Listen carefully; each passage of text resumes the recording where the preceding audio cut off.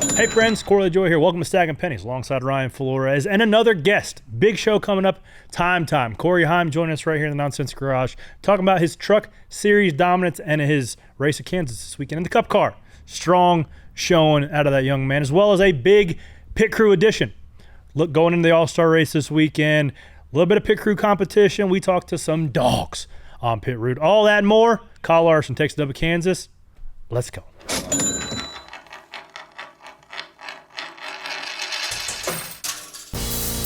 Stacking them deep, selling them cheap. It tastes like gasoline, rubber, and victory. We're just out here stacking pennies. All right, ladies and gentlemen, we are in it. In studio here, as usual, Corey LaJoie here alongside Ryan Flores. We have a guest, a big one, by the way. Cup debut for 2311 yesterday. And this fella is taking the world by storm. Also has a fantastic name. Welcome to the Nonsense Garage, Corey Heim. Hey, thanks for having me. Time, ladies and gentlemen. First off, great job yesterday, buddy. What'd you think? Yeah, I think it's just first of all, driving those Cup cars is just such a different experience. You know, it's a it's a different level of competition. Of course, I think everyone knows that, but the car itself is just such a different animal compared to the trucks I'm used to and Xfinity here and there. It's just a different beast. So certainly tough with the 25 or so odd minutes of practice we got and kind of settling in. But Going out first to qualify sucks. Yeah, that was brutal for sure. I feel like we kind of maximized that. I mean, we qualified 28th, and believe it or not, we were actually pretty happy with that. So got an okay pit stall from that. That's kind of the main concern. And then just sort of learned all day. I feel like I progressively got better. I kind of started at rock bottom. I feel like I think we went straight to the back. We were plowing to start the race. Slid through my box, had to back up, had to get around the 38, just all kinds of crazy stuff. Did you lock the front tires up? I did. It was kind of like a dead slide through the box, and I thought I was okay, but then they said to back up, and I feel like, I don't know what it is with the clutch in those things, but you have to like bleed it halfway out. So I was fully pressed in, and it wouldn't shift, and I was just all flustered. So that was an experience to say the least. I can't say it wasn't next to him, and it was like one of those green flag stops where I'm like, hey, they're coming too. And then you seen him get on pit road, and I'm like, they're probably going to be gone. And then he slid through it. I'm like, he ain't going to be gone. Just deal with it, guys. Yeah, it would have been close, but we were definitely prolonging that experience. Well, you ran the truck race the night before. I mean, hours, pretty much, the way that the schedule worked out. I've never seen a socket break on a gun like it did. Have you seen that before? I don't know what you're talking about. Explain it. To be honest with you, I haven't seen the video of it. I believe I showed it on the truck broadcast. Race? So I've seen anything you can see in 5 minutes. So half inch drive socket, right? Yep. The half-inch drive part that sticks out of the impact sheared off. Yeah, that'll happen. It's just like you got to mileage those things just like you do. And if you have, like, if you get something that's over tightened or it's just metal, right? And they'll eventually break. I've seen sockets shatter, or I've seen all that. It's just unfortunate. The bummer is, well, the truck series, you guys run your own guns. You don't get them from Paoli. So I actually don't know. So the truck series, it's open, so you can bring whatever pit gun you want. Yeah. So Paoli usually has the mileage and everything done, but on that's kind of more. That would fall more on. Wasn't there something else that got you behind? Multiple things, 3 things actually. We first broke that gun, came out probably in the late teens as far as where we restarted, and I think we climbed back to, I think 4th or 5th, and then we pit under green, and as we were exiting pit road, the caution came out. Oof. The 07 was the last one to stay out. So we were behind him, took the wave, which set us back, of course. Yep. And I think we had like a 5 or 6 lap run. I got up to like somewhere between 12th and 15th at that point. Then I got out of line too early before the start finish line, got a restart penalty. And that was sort of a weird visual on my part. The 5, I think there was a big stack up. The 5 got out of line 2 in front of me. The 45 went under the 5 on her inside, and I didn't know if the entire line moved up or the 45 was splitting her 3 wide and actually got out of line. So I kind of got flustered with the stack up, went high, realized that the 5 was by herself up there, got straight back down, but it was too, I guess it looked bad in the broadcast, so they had to call it. But so you started the last run of the day deep, last or something, I think right? we were 20th, so. And drove back, where'd you end up, 8th? We ended up 3rd after the DQ. Oh, 3rd. So we climbed, yeah. Yeah, you were strolling. Yeah. Scotty's, every time I watch truck races, I'm like, not taking anything away from you because you crush it, but I'm always like, man, Scotty Zip has been at this game a long time, and just does such a good job. Wins with everybody he's with. How is his leadership? He's been won to with work this guy a little bit more Definitely, frequent. So definitely. I Yeah, believe he's, what was the stat that you were the youngest guy to 14 wins or something? Yeah, I think so. I think Really? that was. Do you know who you beat? I believe it was Kyle, but he was already full-time cup racing by then, I believe. So I feel like you should win every race I watch. It's either like you're gonna win or something. You either win Or something happens to him. something And he happens to doesn't you win. and you don't win. this year it's been like that for sure. We've had our ups and downs throughout the years, but yeah, like you mentioned, I mean, Scott's been awesome. He's to get a championship winning crew chief in the truck series is pretty hard to come by. I feel like either they will move up or they're kind of on the back ends of their career at that point. So to have a guy like that, and kind of like we talked about before the show, like he's had his same core roster of people since, I mean, for the most part, since probably 2016, 17, something like that. Leadership. And yeah, just having that connection through your depth of your guys is so important in the truck series, especially. It's really hard to come by. You see a lot of teams kind of, get moved around a lot, and you don't really click right away. It takes a while. So, to be put in that situation from the very beginning of going over to Tricon was certainly a head start on my end, and a developing younger guy like myself was a big deal. So. I want to talk about the anticipation for Kansas, first one of the year, first one in 2311. Booty Barker's crew chief. He had some success with Bubba, and prior to this though, your name was you're the prospect, right? I heard your name kicked around Legacy Motor Club. Pretty much every open Toyota car, your name was in the mix of. Disclose what you care to. What was like the lead up in decision making going back to trucks? Because I'm sure there was a cup opportunity or not available. So the end of the year, right? We get to Martinsville, Phoenix, couple months in between that. How late in that off season did you say, you know what, I'm gonna go one more year trucks, see what the game board looks like, and put myself in the best position possible? Yeah, there was an opportunity for me to go full time in the Cup Series, but I won't disclose with who or anything. But I think with me had running that race at Nashville 2311 last year, and just kind of being able to. Yeah, that first was race in the kind of 67, guys. There you go. Don't fact check. Yeah, that was it was a while ago. I mean, it was almost a year ago at this point, but that was a great experience for me, and I just really liked the culture there and the community and everyone it just seemed like they really believed in me and wanted to grow me into hopefully something special one day. And I feel like that experience alone, if I didn't get that opportunity, I may have considered other opportunities, but just being able to feel like you have people believe in you is like a very special feeling, and I really felt that with 2311 racing from the beginning. So that was kind of the head start and the kickoff from me wanting to be a part of that team.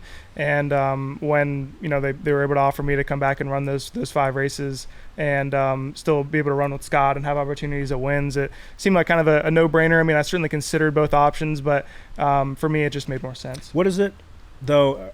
Are you concerned with a bit of a log jam? Because it seems like Toyota as a whole develops a lot of these guys, yourself included. You're the top of the funnel. We saw Jesse Love was in the Toyota pipeline. I mean, the list of guys that have – Chris Bell's another one. Kyle Larson was in the Toyota system for one point in time. Do you get concerned about the log jam of available Toyota seats? Or you don't even worry about it? You just do what you do. I think earlier in my career when I was running ARCA, it was like, dang, like we got a lot of people coming up through. Like we had like Chandler Smith there, Jesse, Eckes was there. I think Todd Gillen and Harrison were there. Like it was like, damn, like what are we gonna do with all these guys? And then kind of little by little, it sorted itself out. And I think my timing was really good too, because by the time I was ready for a full-time truck ride, that had all kind of sorted itself out, and I actually saw a path. But I kind of always thought to myself, like, if the results are there, I'll figure it out. So No doubt. I've always been kind of a 1 week at a time mindset. Like I used to, don't get me wrong, I used to project and be like, oh man, like 5 years from now, even if I win, like other guys are gonna be winning too. Like where am I gonna go? But as my career has gone by, I've kind of concerned myself less with that and just kind of taken a 1 week at a time mindset. So if you win, I find it interesting how people think about moving up. Obviously, Corey is not an Xfinity and truck hater, depending on what people Contrary to what the Contrary video to of Bob popular- Crowker said. popular belief. But I wonder, so I'm going to give you a scenario. You win the truck championship this year, right? And there's no cup offers, but you can either stay at your truck team or go Xfinity racing with a Toyota team, Gibbs, right? Is it appealing to go Xfinity racing or stay where you're at? Like that's where I wonder what drivers think. That's a good question. I really don't know the answer to that. I think for the most part, the truck does correlate a lot better with the Cup car, as many people are starting to kind of talk about more and more. I felt like, I mean, throttle time wise, it's almost identical. I mean, we have a little bit more in the truck. I mean, we're wide open for a good 3 or 4 laps, which you won't be in the Cup car at most places. But for example, Kansas, I feel like we could have probably had a wide open 5 or 6 laps in clean air in the truck. Cup, you won't quite do that, but Xfinity is totally different. You're basically using the brake pedal after 6 laps. So, and it is, a bigger adjustment than people probably think. I mean, the driving style, the momentum style racing is different. And I think in the truck series, you kind of learn that more, and in dirty air too. I think that's where some of the Xfinity guys come up and struggle, is like, holy crap, this thing is not good in dirty air, and it's tough to manage. So the truck will give you more of an opportunity for that. So from a development side, certainly the truck would probably fit me more, but it really just goes opportunity to opportunity. I think it's more about timing and just being with the right people. Rather than kind of what sounds better on paper, if that makes sense. That's what we talked about this year quite a bit. It was just people, right? Corey had a good truck deal kind of lined up, but the people were all leaving. So it's like, okay, I don't want to go somewhere that was successful without the people that made it successful, and then not be successful, and it's on you. A lot of people don't see the inner workings of that. Talk about people though. You drive part-time Xfinity for Sam Hunt. Love that. I can't sing that, people. Guys. Shout out Sam Hunt and everybody, and Brian Smith over there. What is that group working? Because you've had some tremendous run with those guys. Last year you had a third, maybe Iowa. You hauled ass. Yeah, I think it was third there. Yep. Talk about that group a little bit, because everybody thinks of you as a truck guy, winning races, contending for championships, hauling ass in a couple of your Cup races. But like your Xfinity set's been pretty good with a middle tier team. Yeah, it's awesome running with those guys. They want it as bad, if not more than anybody, and it's like I've always wanted to be the guy that gets their first win, because that just like you make so many major memories with people that just want it so bad, and like I obviously haven't been able to do that with them yet, but that's what really motivates me when I run with those guys, is just like how hard they work with kind of what they're given. No knock to what they're given. I mean, we get sim time over there, which is alone more than kind of what most middle tier teams would get. But just working with those guys is special. It's a lot of people think it would be less pressure running with a team like that, considering maybe the equipment isn't as good as those A+ tier teams. But it's kind of a different kind of pressure. Like you want to go out and succeed and make those people proud because of just the opportunities that they're given as well. It's just like you can always count on them to be real. I feel like when you work with some of these Cup teams or higher tier teams, there's just so many people. It's like a little bit more political, and it's like, I don't know, it's hard to really have fun, I guess, sometimes. It's like so much pressure just to perform in general. But and those guys, and you're expected to run good. Yeah, especially the and team. It's cutthroat too. Like if you don't run good, in the first 1 or 2 years, like it's cutthroat. Oh yeah. What you feel when you do run good with like Sam, if you're running up front with the 26, you're like, I got to finish off. Like I got to finish this thing off and get them the finish they deserve. I love his quote. Speaking about being real, he said, yeah, I went to college. I was talking to him about it. I said, what'd you major in? He said, finance. So I did not listen to a damn thing they said, and I decided to start a race team. Let's make sure my professor questions all of my life decisions. Who's a mentor that you lean into? Because you're about to make a big step in not only your career, but your life. Because being a Cup driver you're starting to get a little bit of a taste of it, but 38, 40 straight weeks is a grind. So who do you kind of lean into? Because there's probably a lot of advice coming at you. Hey, you should do this. You should talk to that guy. But you really got to keep it tight of who you really listen to and apply. I don't know if I could pick one specific person, but I do like to just kind of lean on people, especially in the Toyota group, to just kind of get some guidance and advice on like what their mindset was when they were in my point in their career. It's such a, like you said, it's such a tough point where like the stress is getting higher and like the expectations are growing. There's a lot more eyes on you constantly. So I think one guy that's been actually really good to me has been Bubba.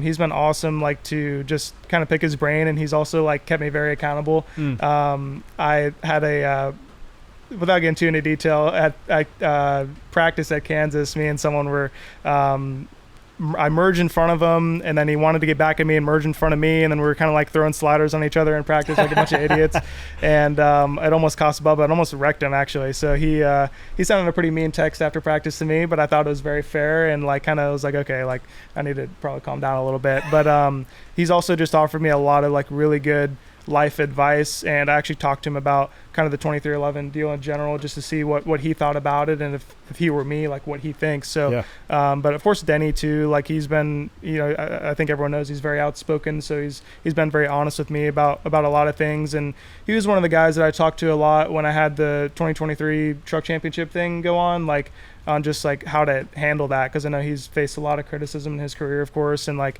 he's kind of had to deal with that a lot. So he was one guy that I talked to a lot too. That's a good one. Both those guys are the ones probably carrying the most pressure and expectations from either the fans or people in the industry. To have those people in your corner, man, is invaluable. We talked about it a little bit before you popped on, about this 2311's branding as a whole. You got to appreciate it. They've got really tightened up. Danny, shout out Danny. He's wearing last year's hat. Apparently that's a no-no. I think you get fined $5,000 if you call the shop the wrong thing. It's called airspeed. It's called airspeed. I don't want to put you in a bad spot. It's called airspeed. Let's right. Be clear about that. But it's if they're particular about those things, they're particular about the whole thing, right? So what about that team relative to some of the teams you've been to stands out of why those guys are so successful? It really, I feel like it's the main big team that I've been a part of that really does kind of feel like a family to me. They've kind of had their core group of people since the beginning. You know, I think of course they have new people come in and out all the time, but their core group of people, I think they really trust each other and lean on each other. And I feel like it's easy for a lot of the bigger teams to sort of get isolated almost, even in the truck stuff. Like I feel like the 11 team can be a little bit isolated from the 15 and the 17 sometimes, depending on the week. Like there might be some animosity between the teams pretty much anywhere you go. Mm-hmm. I feel like 2311 does a good job of really just staying tight-knit together and not getting isolated. And that is a very big deal for progression and moving forward. And I feel like it's easy to get competitive and just try to like isolate yourself and try to like prove that you're the best team, but I think it kind of stalls your progress a lot, and I think that's a big thing of why they move forward. Yeah, I think that's right. And like we said, we have some videos here. You had a cup start, not your first cup start. Was this your first cup start at Kansas though? Yeah, last year with the 43 was my second cup start. So it's your second start at Kansas. Let's watch some of the videos from this past weekend. So practice starts and we see story that we've seen a lot of 1.5 miles, the left rear's going down. Corey, so you want to touch on this? Well, I wanted to give a round of applause to Goodyear. I mean, as we show clips of tires blowing out, but all we hear about, right, drivers in the media center, fans on Twitter, make the tires wear out, make the tires wear out. Okay, guys, here you go. Here's a tire that wears out, and also you can squeeze the juice out of that orange until there's nothing left. You can keep leaking 2-3 tenths of air pressure out. And you see guys keep, and that is a razor. We're watching the 24 car blew right rear tire. Luckily, it didn't really end his day, but it kind of killed his day. Wiped the strakes off that thing too. But that is, the juice is worth the squeeze. Watching the in-car camera here. Oh, he felt it and just put her up against the fence. Which is the exact opposite of what your initial reaction is. Like, for me anyways, so you have an issue, okay, let me try to make the corner, and then you end up swapping ends, and it's all she wrote. And usually take a little nap too when you hit left side. But back to the tire, the teams are getting it down to the 1/10 of a pound. Oh, dude, to get the most amount of 3/10 of a pound makes such a difference. And you can see certain guys, you know, there's a lot of guys, long list of guys that have issues. I like that. I like that if you want to go down there and get that 2-3 tenths of grip, it's there. Well, but the risk is also massive. It could end your day. And real quick into the weeds a little bit. Why did you see, like, you know, fans will ask, why did nobody blow a tire the first run and there was 2 or 3 the second run? You have a couple pace laps to get the air pressure up, and you're not hitting these bumps at full speed. Teams run the left rear stop super hard to control the ride. And when you put tires on, same air pressure you start the race with, you don't have a lap or two to get it up, and that's where the damage is done. The damage is done in the first 2 laps, and it blows 20 laps later. That's right. Yes. You tell me about the difference, because the biggest thing on these cars is the tire, right? The sidewall is different. It's like tires wider. Trucks kind of the old school, bigger sidewall, a little bit narrower. Is there a big difference in feel on the tire?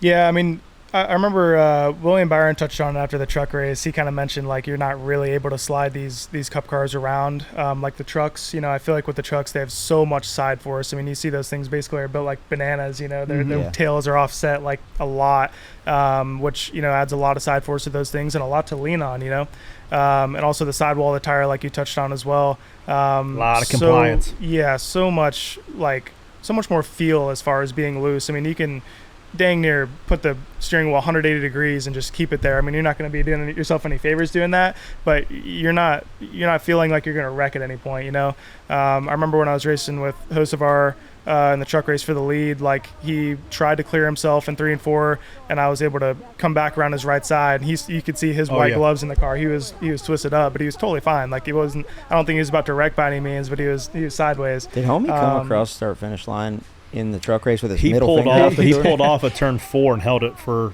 the entire straightaway. He had his window net down and he still had it out. Huh.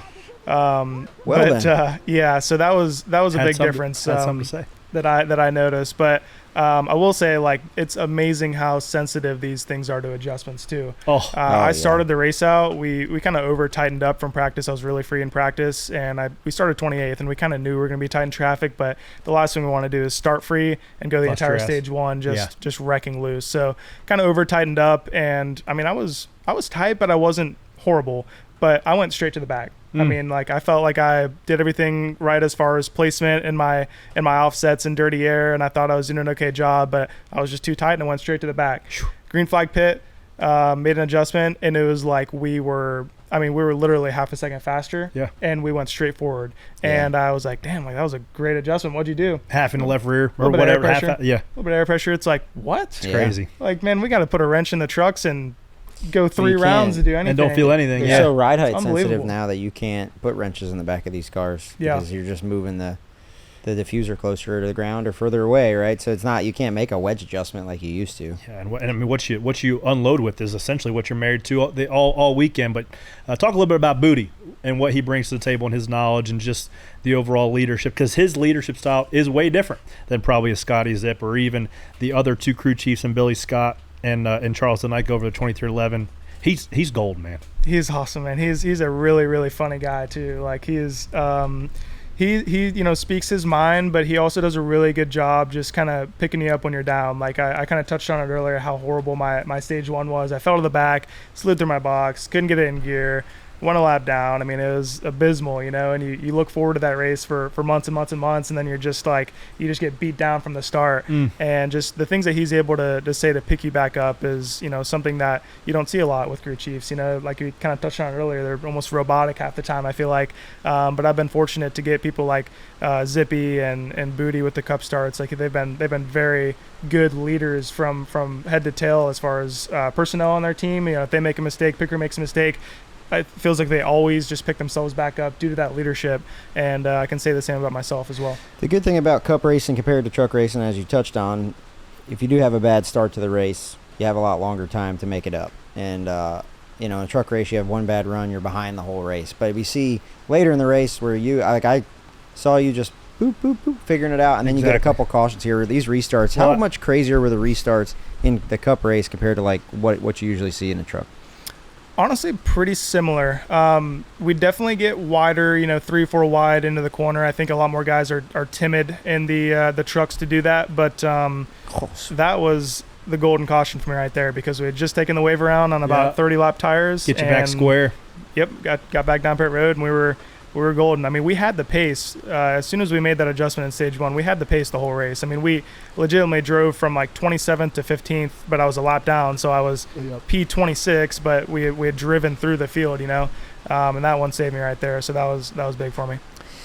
Yeah, I guess, is it a lot different? Because like if you put it on somebody's door in a truck, it's like you might as well right rear hook them. Yeah, right? that's being dirty. So is car placement in the Cup Series a lot different for you? It is, yeah. I mean, I feel a lot more comfortable going into the corner side by side. I mean, I've seen guys wreck with people on their door. One that stands out was, I think, Bubba and Larson wrecked at Texas racing for the lead one year. That's like one of the, maybe Michigan a couple times. One of the very few times I've seen people wreck by being tight on someone's door.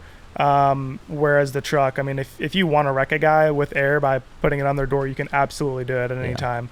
But yeah, I mean, if you're not anything but left front headlight out or an entire car width above somebody, you're kind of in trouble. And with these being so momentum based, I mean, there was times where I'd kind of get runs on guys and become, pretty close, even with my left front headlight out. But as soon as you feel those front tires kind of lose grip in the racetrack, you're done. Death push. And then you're going half speed down the backstretch and you get passed by 3 guys. It happens really fast. 3 if you're lucky. Real tight spot, restart. This is on down 42, 67, 7, 43.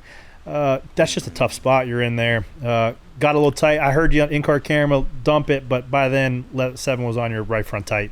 Game over for him. Yeah, I felt like going into the corner, I was trying to go through the middle. We touched about it a lot going into this event, that the middle on restarts was good to move up from the bottom on and get a couple spots. And I had already kind of lost the nose at that point and was trying to get back down. Then I heard 42 inside sort of flinched up a little bit, and then I was just in a dead push from that point. And it really wasn't much. It was just, I mean, we're 5 wide and there's really nowhere to go. Nowhere to go. Yeah, I feel like if I had just dumped the throttle from the beginning, I would have plowed into him either way. So I didn't really, I mean, I'll go back and look at it, but I don't exactly know. A racing deal, buddy. I mean, it's as tight and as close as all, because also the intent going into a restart, that give or take 2 or 3 spots of where you merge out after a restart, that's where you're going to run. And you got to get the hay while the sun shines, and the sun shines. Everybody's merging there. It looks like the top 2 guys were coming back down the track, and you guys were coming up. This wasn't the only incident. And later in the day we saw the 21 and the 8. This was right after that. But it narrows up, dude. You can't put 4 cars wide. It's just eventually somebody's going to hit somebody. You do initially feel bad though when you see your teammate tore up. You're like, I didn't even know it at first, and I saw him on pit road. I'm like, ooh, that's not good. Did he yell at you? Not probably yet. Will in a couple hours. Not yet. Not yet, but it's coming. I'm getting ready for it. Yeah. So when's the next one in that 67 car? Nashville for me. Hey. Nice. Going back there again for the second time. You had a good run there. Was top 20. We were trending that direction. Sort of had a similar day, honestly, to this Kansas race. We qualified pretty deep. We were first out there as well. Kind of just had a similar day. Just climbed. Was, I think, running 11th when I got wrecked on the backstretch in those overtime chaos restarts. I mean, I feel like we had really similar pace. And like you said, I mean, anytime you can go back to a track you ran before in a certain vehicle, I feel like you can just go back and just get better. So definitely excited for that one. I'm always curious of guys' motivation. Right? Everybody has a bit of a motivation growing up, whether you're doing it, make a bit of money to drive race cars. It's like, what drives you to keep getting better, to ultimately go where you want to go? Like, what is it that we're all chasing something. Like, what is it that you're chasing? For me, it's just kind of competitiveness in general. I'm a competitive guy. I want to perform at the best of my ability, and I think a little bit of it too is like, I know how much people have invested in me over the years and believed in me, and like the last thing I want to do is kind of let those people down. And I think it is very rewarding when people are proud of you in general, and I think that's a rewarding feeling. And there's nothing better than kind of sitting in victory lane and everyone's happy and kind of just hard work paying off type of feeling. That's just a very rewarding and great feeling, and that's kind of what I strive for, at the end of the day. I read a cool article this week about George Russell. His dad sold his business, so some mid-level manufacturing shop for $1.5 million, and he put all that money behind George Russell. And over the offseason this year, right, George is making F1 money now, but he wasn't when he first got there in Williams and all that. And he wrote his old man a $1.5 million check to pay him back. Dang. I thought that was pretty cool. That's crazy. Yeah, I've seen a lot of athletes buy their mom or dad like a new house or car. I think that's always really, really special. Yeah. Oh, dude, I have kids now. It's like, it gives me much more appreciation for my old man. It's like, oh, man, he spent a ton of time morphing me, molding me, and a lot of money to put me in race cars to help me go pursue my dreams. So, and also now let's just use this shop for free. And George Russell's dad should have said, better put some interest on that, buddy. It's been okay. At 1.5 then it's probably about inflation. Inflation now. Yep.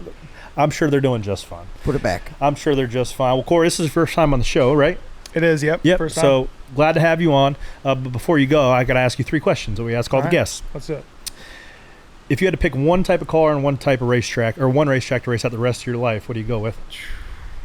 Wow. I've always been a huge fan of Winchester Speedway. Okay. Oh.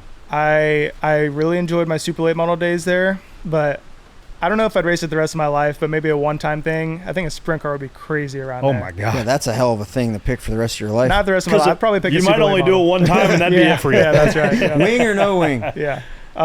Wing would be insanely quick. I don't think you'd lift around there. You get free, you could end up out on the interstate. You could. Where the hell Still am I? going. That'd be sick, for sure. But at least he wanted to do it as he goes out of the ballpark. Question number 2. Are you familiar? I have to ask this now because, guys, what are you, 22? Yeah.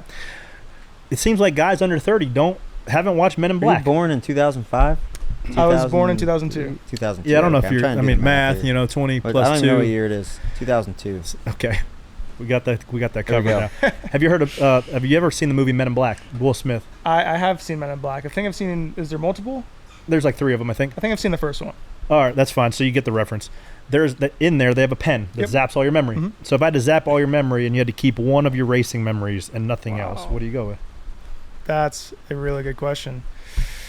Man.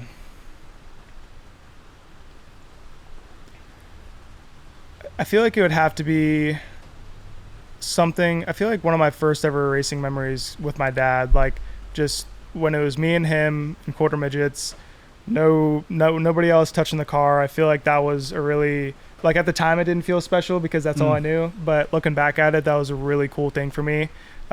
Just you and your dad, he's working his tail off. You're just probably playing with your Pissing him buddies. off. Yeah. I said a 7/16, son. Yeah.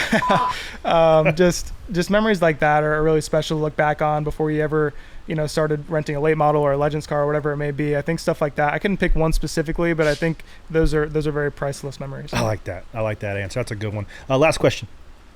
I'm going to go one more too because I had one that I wanted to ask you. What's your most embarrassing moment at the racetrack? It might have been that pit stop. Legit. Like my first pit stop. From Sunday? This weekend? Legit. I know that it's wasn't probably that fresh and it was pretty bad. I think I added myself 20 seconds to that pit stop. Oh, it was bad. That's But tough. I watched it live. I might have been one of the closest humans to it. If that's your most embarrassing If you moment, can find the you've got a onboard- lot of coming your way because that was not bad. okay, I'll say that one's just fresh, so it Yeah. stings. But probably the 2023 deal in the championship race at Phoenix, the truck stuff. I don't necessarily look back on it and regret it as a whole. I think it was warranted that I retaliated, but I think just in the heat of the moment, like big picture, like come on, like what am I doing? You know what I mean? I'll tell you what I did. I'll tell you what I did when I did this. Yeah, I mean, like in hindsight, like did I deserve to do that? Maybe because it kind of ruined my whole championship deal, but I think there was probably a better time and a place to do it, and I'm hopefully going to race that guy for a long time. So, and I got fined $12,000, so that wasn't fun either.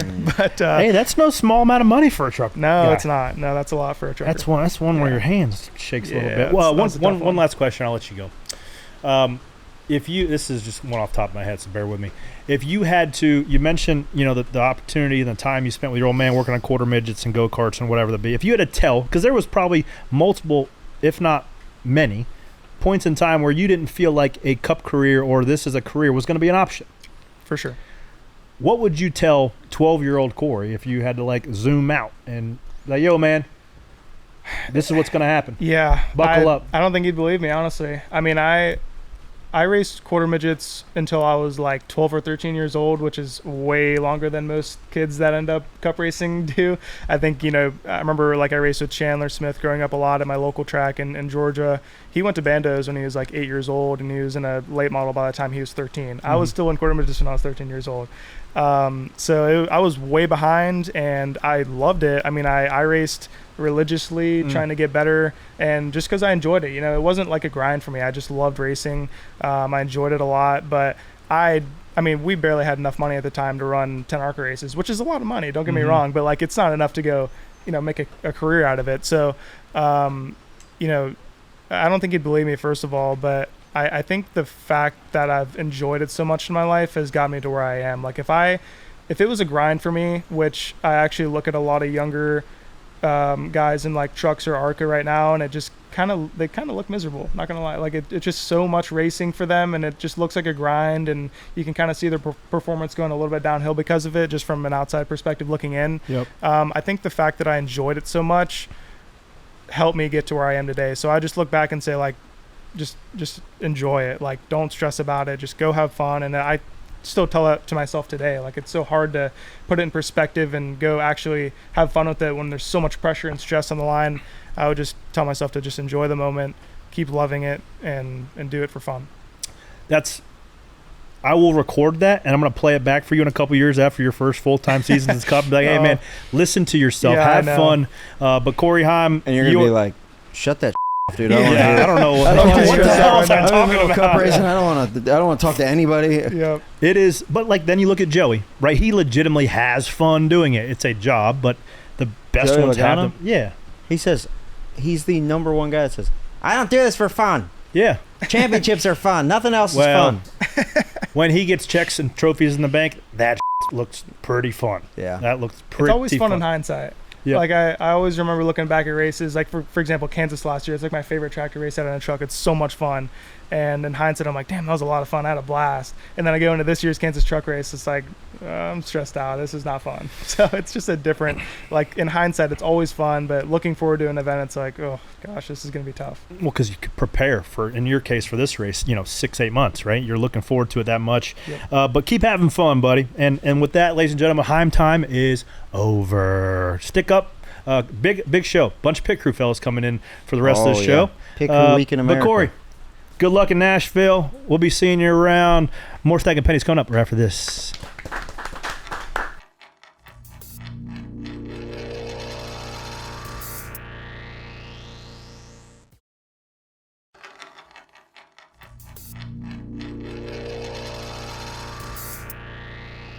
All right, ladies and gentlemen, big boats and woes segment this week. We're leading into the All-Star race, which means Pit Crew Challenge, and we're joined by 3 dogs on pit road. I'm going to let them introduce themselves. All the way on the right over there, Hicks. Michael Hicks, rear tire changer for Christopher Bell at Joe Gibbs Racing. You, Joel. Hey, Joel Bouagnon, Jackman, Joe Gibbs Racing for the 11, Denny Hamlin. You. Hey, I'm Braxton Brannon, Jackman for the 54 at Joe Gibbs Racing. Oh, It's a Gibbs show. hey, listen. Before we get this, What about you? This You is got a it? Gibbs show. I don't even know what car I'm on anymore. Did you hear the way he said that? So that's what I It had a was beef about this so yesterday on pit road. I wanted to get to the sexy. bottom of It is. because Thank you. I was walking and Dylan Dow, absolute stud, was like, Joel's French. So I'm like, oh, it's cool. Where'd you go? Paris? Where? Yeah. Canadian? Where? Illinois. I'm like, what the hell is going on around? Is this fake accent? What is going on No, here? man, it's been quite the ride. Parents are, my mom's from France, my dad's from the Ivory Coast, so both French-speaking places. And, You ever live there? No, never lived there. We were grew up in California for the beginning of my life, and then moved over to Illinois, and that's kind of where I did the most of my growing up. So I was But- going to get to this later, but since we're here. Hang on. I got to talk about my Americanized French name, LaJoie. LaJoie. Oh. Yeah. Your name has not taken an Americanized version yet. What would be the Americanized version? It has. I mean, when people say Joel and then however they try to say the last name, it's Can I pretty make an attempt at it? Yeah, Yeah. go for it. I don't have the spelling in front of me. Bouagnon. That's the Canapolis version. They made us do this at Gibbs. Really? It needs Remember? like the alliteration version. Yeah. Yes. I think it'd Can you be, say it a little bit slower? Yeah, sure. Wait, the full name or just the last name? Both. Joël Alexandre Balou Bouagnon. In American, that it's is- Joel Alexander Bouagnon. Bouagnon. Because I called the first time that you guys were the dogs of the week, I called esteemed pit coach Brian Holland over at Gibbs, your guys' head coach, and I said, "Hey Brian, help me out. Joel, the Jackman here. How do you say his name?" He goes, "Good luck." Click. That's it. Like didn't It's- help me one bit. We'll see how you it's figure it tough. out. Unless you can speak French, it's not fair. It's pretty tough. But So before we get too deep, how did you? Well, I want to go through all you guys, but how did you make your NFL guy? But how did you make it to pit road? pretty wild story, I think. So I was bouncing around practice squads, trying to make it in the NFL. that came to an end. So I heard about pit crewing. It could have been through any source. I don't know, maybe Instagram. I saw a pit stop or knew that like doing pit stops was a good gig. So I literally Google image NASCAR pit crew member. So I'm like, I don't know how to get on the ground in a NASCAR. And then this guy pops up. There's me. Yeah, but I could do that. I found a photo of Rocco Williams. Hey. And it said that he had played at Wake Forest. I was like, all right, this guy will be able to relate. You know, he's played football and stuff like that. So from there, I went to Instagram, shot him a DM, just told him, you know, I was straight up. I was like, look, I've never done this before. I'd like to get in. If you could offer any help, you know, I'm willing to come over there and try my best. So he's like, yeah, come down. Him and Coach Horton, they, I guess, reached out to a few teams, put me in front of the first one. Just happened to be Joga's Racing. Like, I knew nothing about NASCAR. Pretty good one. Yeah, I didn't know the significance of it, and that was kind of a topic when I walked in. You know, I sat down as it was like all the coaches I know now, and you know, all the high up people at Gibbs, and they're like, tell us about yourself. And I was just like, honestly, like can you teach me how to pit? You know, it's like, look, the only thing I can promise is I'll be like the hardest working person you have. That's all I can give you. And they were like, yeah, you don't understand what you just walked into. Like, we don't normally do this. Like, I have this picture in my mind of how it went. It's probably not how it went at all. Like when you're playing like Pop Warner and they just put you in a position like based off your appearance, they're like, here's a jack. Yep. Run around this thing and you pick it up and put it down as fast as possible. that was exactly. Did you start as a carrier? That was like, nope, you're a jack man. No, yeah, they're like, you're a jack man. You know, like 6'2", 225. They're like, jack man. And did you have any clue what that meant? No, I mean, the first day I was there was when I started learning about pit stops. Like, I hadn't really even – I mean, maybe I'd seen one a little bit at that point, but – What year was that? That was 2020. That was So you did year. 5 nut. Yeah. Okay. Yeah, I did it for 2 years. So you've been doing it 5. It's your 6th season? 6th season, yeah. Braxton, you've been on pit road for how long now? What was your first year? 06? 08. How'd you get into it? You're Mooresville, born and raised. Right? Legend. Hey. Mooresville legend. Yeah, you go to something Mooresville High? like that. I did. Oh, he's a Blue Devil, buddy. Yeah. Not like Norman. No. No. Preppy kids. So my dad owned a dry cleaners in downtown Mooresville. We would clean driver suits and our race uniforms. And when we would deliver them, I would see him out there doing pit practice. And got to know the coach when I would deliver the uniforms. And a couple years of that. And At Penske? No. Where was it at? I was in middle school, high school. No, I'm saying where were you delivering them? DEI, Penske. Yeah, we delivered to Penske. We've done them all over the years. Did you ever steal one and try to make it on a pit road without a hard card? There's a couple we might have taken some walk like pictures you know where with. you're going. Halloween costumes. That's what it was. But no, got to know Walt Smith at DEI and Jeff Carr. And here comes my senior year. We've got to do a senior project. And I chose NASCAR pit stops. And after high school, I went to ECU to go to college, and I was there a semester. Got thrown out for partying too I was hard? Partying way too much. No, I did good down there. But I just felt like I needed to do more with my life. I'm a competitive person. Played golf, wrestling, and football growing up. Was halfway decent at all of them. Your best friend went to the NFL. Yep. J.R. Sweezy, Super Bowl Sweezy. champion. Oh, dude. I remember when he came, played Northwest Cabarrus where I came. Mm-hmm. He looked like when you create a player. I was in there Madden. too, Corey. I don't remember you. I remember J.R. Sweezy. Looked like create a player. Yeah. He would play. They play both sides or just middle No, linebacker? they didn't let us play both. God dang, that guy just destroyed some kids. He was strictly defense. And then did you see what he was like? I'm not what he is. Let me just go start pitting some cars or what? Pretty much. Yeah. Yeah. So I knew I wasn't going to make it in the NFL. Wasn't going to make it in the PGA. So I transferred to UNC Charlotte and got a hold of Walt and Jeff. Was going to DEI. They really had nothing for me. I would go there every day and just work all by myself. I would film Jeff and TJ Ford and just try to mimic them. Couple legends right Couple there. Jeff Clark? Big time. Jeff Jeff Carr. Well, he could be confused for Jeff Clark. Big Yes. boy. Well, I mean, Jeff Yeah. Clark back then, if you were dropping off fire suits over there, he would have been on the front 8 car. we did his. Shout yeah. out Jeff Yeah. Clark. We did. Yeah. We did. Stud.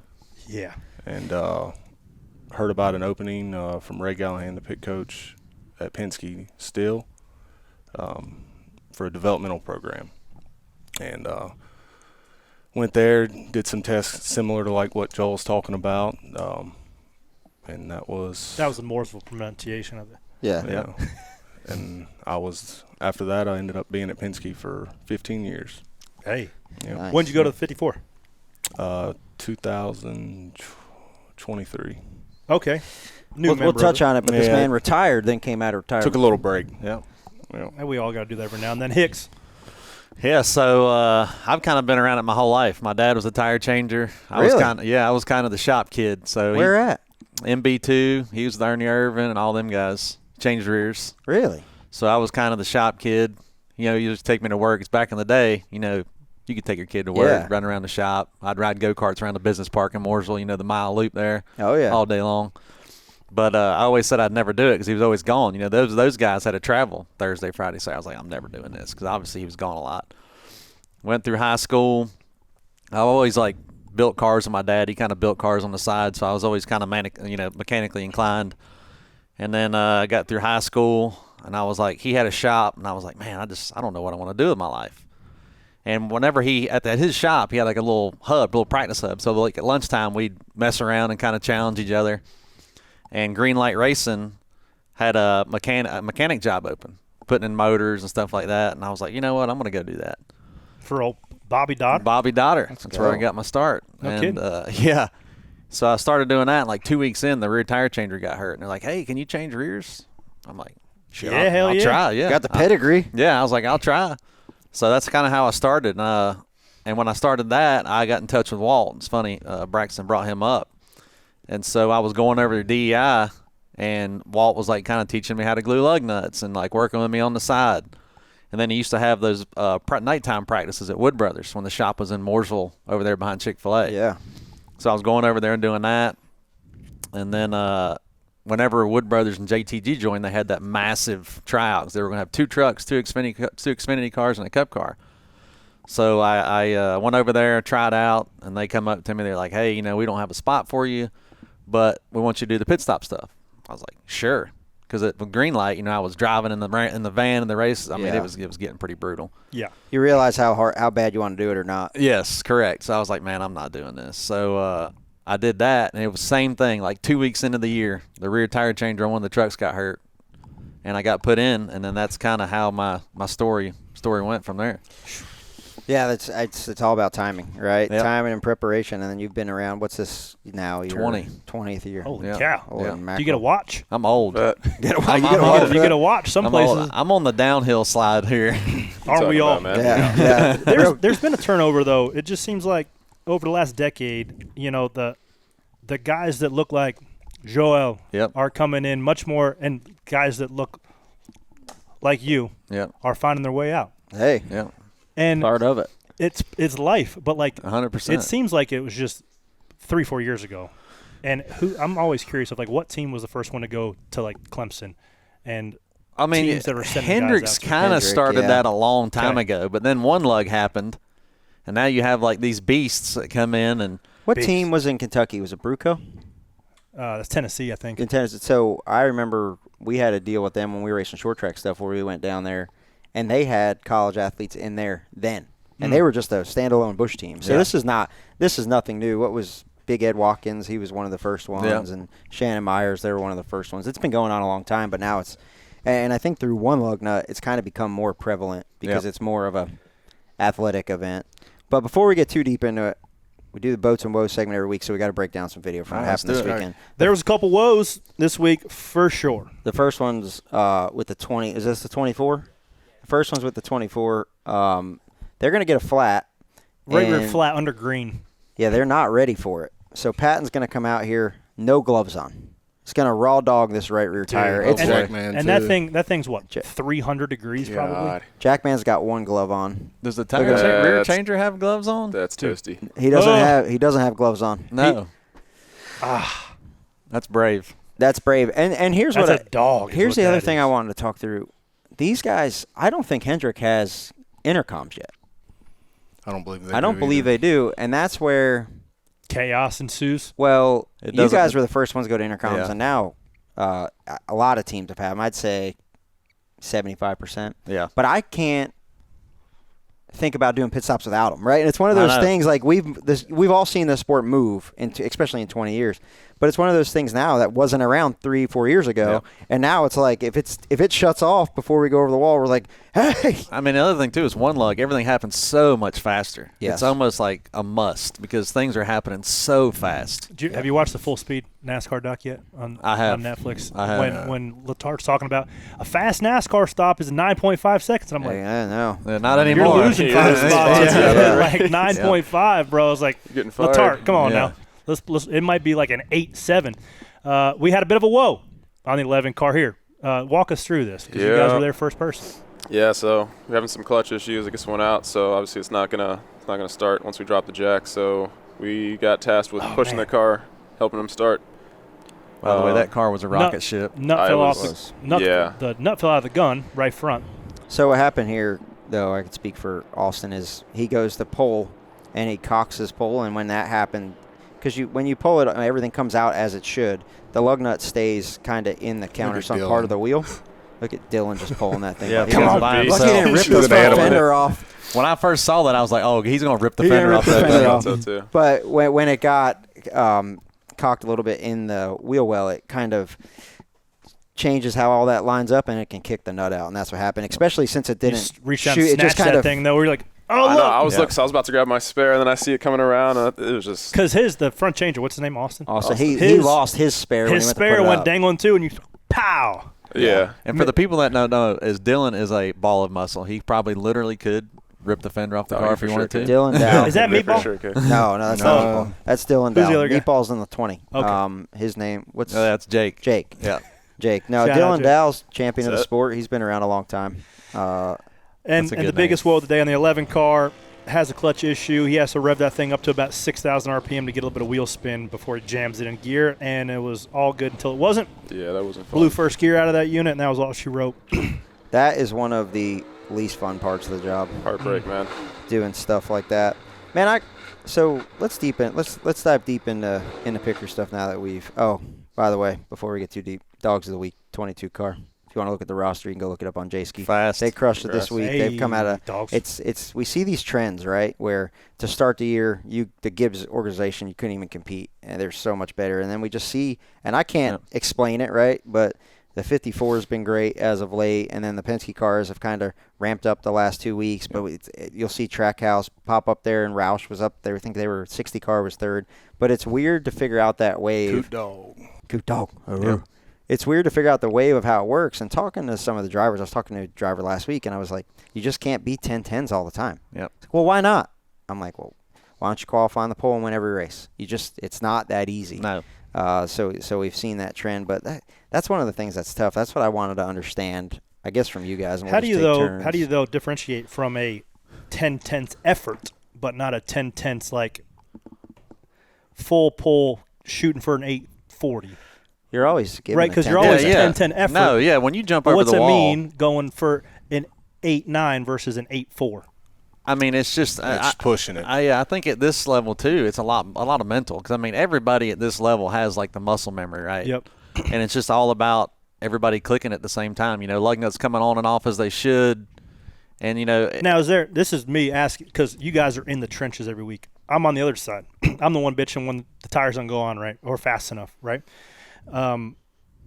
Do you guys understand the timing, the down and distance of like money stop at Darlington? Is it like shooting for an 8.5? Yeah. Or second stage under green, let's get the tires on this thing. So inherently you're going to be 3 or 4 tenths because you're going to hold the hang. You're going to wait a beat on the jacks. Like what does that look like? I mean, I think you know, a lot of our teams have veteran players on them, right? So, you know, those guys can speak up and go, hey, listen, we're running 25th. We got to swing for the fence here. You know, we got to do adjustments. There's no point in chancing a loose wheel. You know, getting a tire, like the stop doesn't matter. It's more important to get the car fixed and get it right to get back up to the front. So it's good having, you know, veteran guys for the young guys that teams have young guys on them to explain to them, like, hey, listen, we don't need to shoot for an 8.10 here and have a wheel fall off when we're running 25th.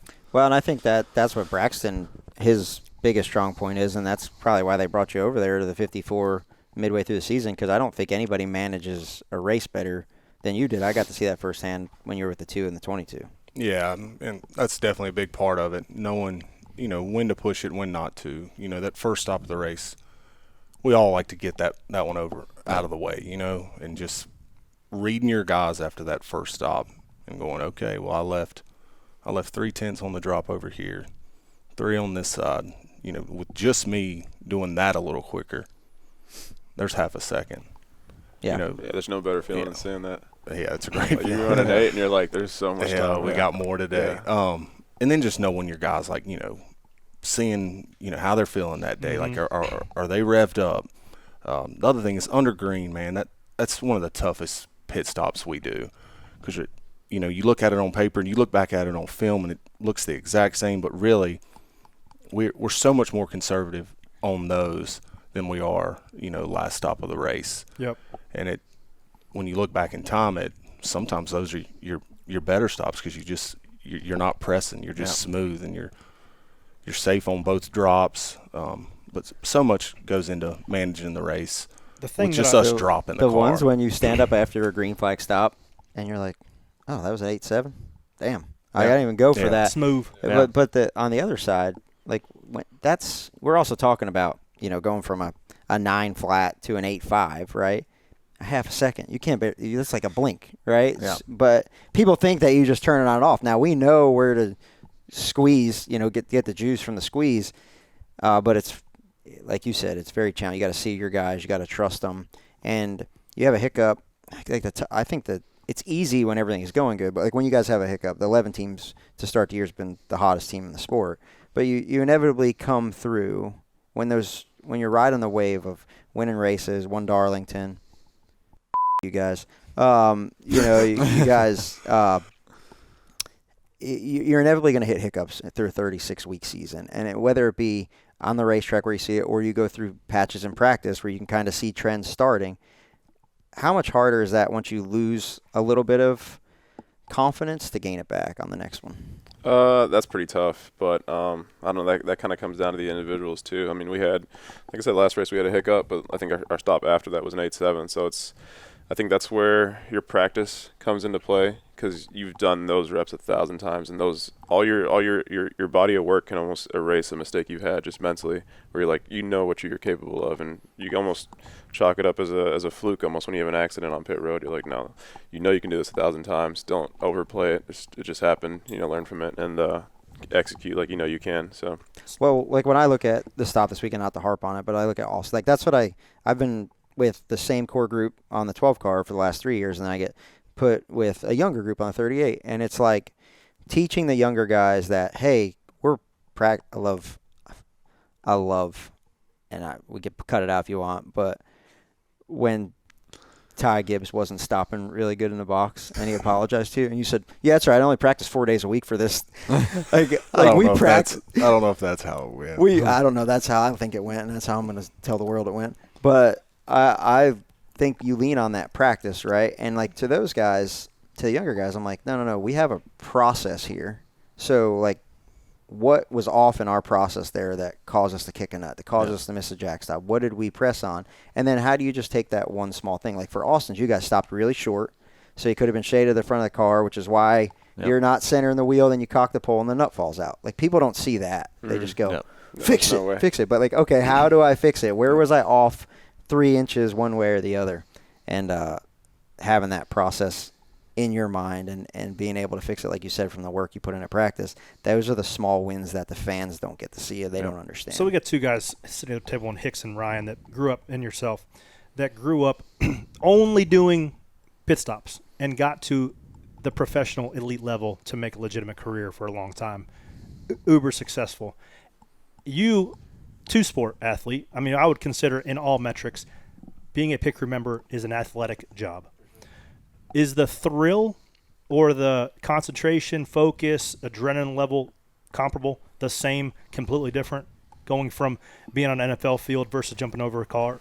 That's a good question. I'd say the biggest difference is like how on and off it is, because you'll do a pit stop, right? 8 seconds. Yep. Done for 30 minutes. See it 40 minutes later. In the NFL, I don't know, just playing football. What position were you? I was a running back. Hey. Yeah. So I don't know. You get nervous for games and stuff like that, but it's constant, right? Your only break is when the defense is out there. So it's a lot more attentive. The adrenaline's going for a lot longer, and a lot more combination of things can happen. But I don't know. When you do get the shot, it almost makes it like hey, it's way more rare. So you're focusing a lot harder. It's very different. Yeah, like the opportunities are rare basically. So when they come, you gotta knock them out of the park. Back to the full speed doc.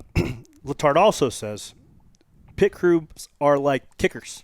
You only talk about when they're doing bad or they miss it. Yeah. Like just all you gotta do is kick it between the field goals. There's a lot of variables that come along to kicking through the field goals, right? As driver stopping in the box. Who's the highest scoring NFL player ever? Who's the guy? Linda Amari? No. I have no Adam idea. Vinatieri, a kicker, Vinatieri. right? Yeah. And that's where I look at guys like Jake Simonera, guys on pit road that have won probably substantially more races than any driver, right? Or get on certain teams, and it's not easy to measure because how many wins do you have? I have no idea. How many wins you got? I don't know. 50, You might 60. count them because you haven't been here very long. I have no idea. But I have no idea. Yeah. And then you think about Xfinity and truck. Yeah. You got more wins than probably Kyle Busch. Yeah. When it's all added up, right? Because you're probably there for half of them. Yeah, dude. The same thing with the 22 Xfinity car. How many times did you get dog cussed by Kyle Busch? Well, I was on that for a short stint. So Got him the hell out of there. only once. Stop to get this guy I was the hell on out that of little there. short stint. Now Denny, he's cussed us a little bit because I was on that car for about 10 or 11 years. Yeah. Now you're on the 20. Yep. But I think about how many wins we have and how it's not really documented. I've been on NASCAR. Shout out Tim, hard about we got to document this. We got to have pit stops and rosters. But yeah, that's something. I guess. Who are some of the guys that you guys think are the best to ever do it that have more wins that get overshadowed? Picker guys? Yeah. I used to look up to Pulver a lot. He's at your guys' shop now. Yeah, early in my career. I mean, because he Full was names for the audience, Hicks. Jason Pulver. Okay. He's like, damn, I don't know his first name. Yeah, I had to think I about only that. read the back of his fire suit. But he was the one guy. He just would go out there and he'd never miss. It was unbelievable. I mean, it was like a machine. Just go out there, boom, boom, boom, boom, boom. Yeah, that's what you're supposed to do. Every right? time. Yeah, it's just that easy. Yeah. But he made it look so easy. I'm like, I want to be like that guy. Who was yours? Jeff Carr. Ben Brown was a stud. Ben He was Brown, your tire yes. changer on the two. He was a stud. Ben Brown, I learned so much from him. Just the way to approach a race, the way he was on Sundays, and just how focused he was. It literally was a switch. I mean, and he was just a robot throughout the day, and then he turned it off. Whether our day was good or bad, he definitely helped me. In the early part of my career. There's also been evolution. Sorry to cut you off there. There's been evolution because when you came in, Hicks, and when you started, it was like a development of jacks and pit guns, and you weren't A lot of changes. really thinking about your footwork. It was just, who can we build a hotter gun? Yep. Can we put more pressure into this thing? How can we do the little nuances of cutting studs Well, down? there was or other shortening there up was limb? other stuff, but in the trenches of working on footwork and Yep. there was a lot of stuff that went along with that. But I'm for making a point. TV, But for a while, we were always chasing the gun. Yes. I mean that Or the was jack, or- yeah. Well, Or the fuel jack flow. now. I mean, homie, I signed at Penske to come be on Braxton's car and made it one race because I couldn't hit their pickup. Well, half a race. Well, maybe one right side. Let's be Only clear, one half a right side race. stop. But I came from Storehouse where we, at that development, had the best pick on in the game. And I came to Penske where they were at a newer front side of it. We didn't even have high-speed helmet cameras yet. You couldn't see what was going on. It was just like, you're not hitting the lug nuts right. I will say Yeah. that's one cool thing about being in the sport this long. I have seen every wave Yeah. of pit stop and development. Oh, yeah. And then athletes coming in. And The first race I ever went Yeah. to, the first race I ever did, I was pit support for the 26 Crown Royal car, and we did 18 stops at the Coke 600 because they didn't have tire rule yet. Oh, that's when they were blowing every Yeah, 10 it was laps, right? That was Indy too. The next year, it was Yeah. just it was mayhem, but it's changed so Yeah, much. now you're talking about tenths, right? Now you're talking about hand placement. I mean, the changers have went from naturally right-handed to left-handed. The talk of the town right now is the behind the back. That's got to be. Is it Is it faster? I don't know. It looks Is cooler. Is it faster? It looks cooler. And- Now you didn't know anything else but that, right? When you came in, or did you have to change your style? No, coming in? yeah, I did. We Okay. we think we've changed the even how we dropped that jack at least 3 times since I've been there. Really? Yeah. Now, what do you yes. think? Is it faster? I think so. Yeah, it's helped us. It's helped me for sure. Shout out Bulldog What do you here, think, Ludwig. Brex? And No, this ain't Bulldog. This is Oh no, it's that's faster. that's the TJ. okay. So But he's if still we're gonna- old school, if you will. See, Ludwig does it different though. He puts his back Yep. to the Yeah. car. And you got to think about it. A tenth, if you grab a stopwatch, like you can barely get a tenth, Yeah, you right? can't And blink. that's what we're fighting over is tenths of a second. It's Like, more competitive than it's ever been. Yes. From the front of the field to the last. From Yep. the All 25 cars, or at least 25 cars, can do 8-second pit Yeah, stops. no I doubt. would say. Yeah, that's even from last year to this year. It's just way more aggressive. We're talking like low 8s now. I don't know, high 8s. Where's the threshold? How much more can you get? I think quite a bit more. I think Quite a bit more. I think you might Where's see it a at? 7 I this think year. That's Yes, where I was sir. at. We're gonna see a 7. I think it was soon. close. There was an 8 yesterday. flat Last yesterday, week. wasn't there? Yeah, 23 run a 8.0. What? I mean, but Yes, the way sir. that Gibbs times pit stops, they just shave 0.3 of a second. off. Yeah. At Penske, we had a half second. So that's to the point. I have really been pushing NASCAR to come up with a standardized timing system. Yeah. Because I would love it's that. not I when you agree. listen to the broadcast, you hear Steve Letarte say a 9.5 is good. Well, on the Fox broadcast, it is. Because the way they start and Because I stop. what- never what- get what that on he's TV. seen. It's always there's like nines. Yeah. I'm like, no way. That's like Correct, but they don't. It's always like a slightly- second and a half more or something. But they also don't Yeah. have the overheads like we have where we can watch the Yeah. car stop, right? They're timing it from line to line because that's what's easiest for them. But if we can get a standardized system with new companies like Asphalt Analytics, who Gibbs uses, a lot of teams use Yep. now, where Yep. they break down stops, there's a lot of factors there. Because I would say the major teams right now, they all have a completely different list of the top 10. I mean, we know, but Every week. it varies. Well, and then you You know, we get all you throw talk. like when you so you're working all week for tenths and hundredths of a second, like breaking your back to find that. This 0.2 better just to throw the jack around. We're your trying back. to get 1% better every day. Hey, That's stacking pennies. Pitt nice. Coach's Stacking Hollins. that was Be the nice. best. Yeah, Be the man. best to get better. That's what he You says. get some gold star for that.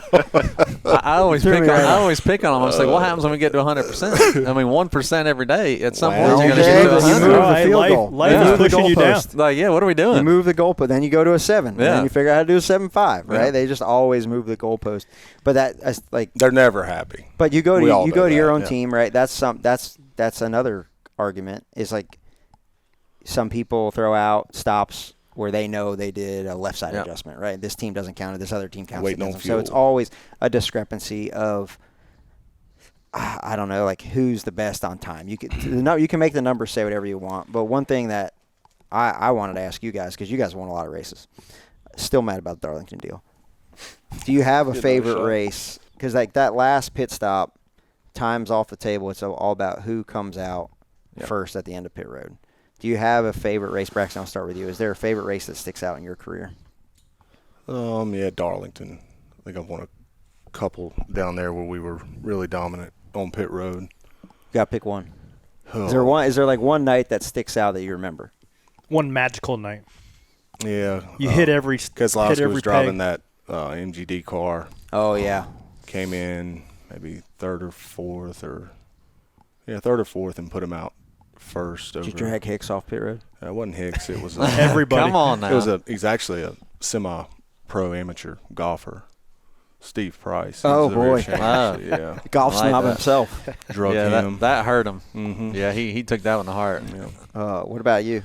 I would probably say the All-Star race with the 11. We came in 6th, I remember went that. out first, and won the Who All-Star. was leading that one? I'd say So that. he didn't throw any shade at you, but now. I didn't. I honestly forgot who we were racing. Oh, okay. I just It just- I don't know my if we were mind. in first. I don't know where y'all were. I just know we come in 6th, went out first, and obviously won it. And that I was just pretty. remember seeing Nate Bowling's big ass just jumping up and down. Oh yeah, that's what he I did. was like, Yeah, how did they just do that? yeah. Is that your worst memory? No, I've got some bad ones. We'll man. get to that one next. What's your favorite? Definitely the recent Darlington. All right, moving on. That was cool. No, I mean that's a combination of a lot of stuff coming together. Though. He for you said guys. that just Yeah. to stick it. To Hey, you. it's fine. Yeah, dude. that's true, I've been man. beat quite a bit. Yeah. No. So, But so you guys are in here. Not only is the All-Star weekend, but pit crews are zoomed into focus because we have now transitioned from. I mean, the All-Star race and format and pit crew competition has taken multiple forms. And one of my all-time favorites was when it was in the Coliseum. That was so That great. was awesome. Bring that back with the push and the stations and that- all that. that That was was pretty great. cool. You would Never got freaking to push do that that. car, the wheels Yeah. off of it. Yeah, we just got Hey, good practice you at know that who had last the week. push? You guys know who had the push record? Fastest push? Because that This thing guy. had a motor in it.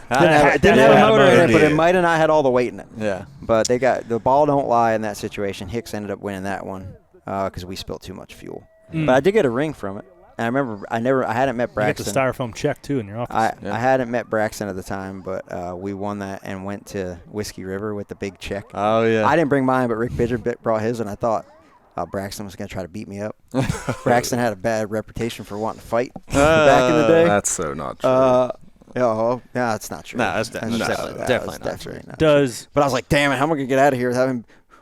Guys, bring their checks in here. well, you can't bring a styrofoam check in there and not pay. I mean, you got to get the extra It wasn't space my if you're check. bringing It a was Rick $10,000 Pitch's check. They had the bottles with the fire coming Oh out yeah, coming got to the to. tables. Got to, Gotta got do it. to. So, They gotta bring do you this guys do back. anything special this week, knowing that you can really let it rip and have a little bit of bragging rights within the garage if you get? They don't give out like the guns some for cash. the year-end best pit crew on average, correct? Yeah, Yes. mechanics The wear mechanics one. wear Yeah, deal? that's the mechanics. That's a wear deal. big one. But this week, isn't it like $10,000 per guy if you win it? It is. Okay, Yeah. so Big money. So tell us about and just give a broad stroke of what the format is, and do you change anything? Because generally speaking, the last 2 years, we've seen historically slower stops in the All-Star race than we do live time action in a race. Why is that? Well, the thing about it is, too, that car is really tough to pit.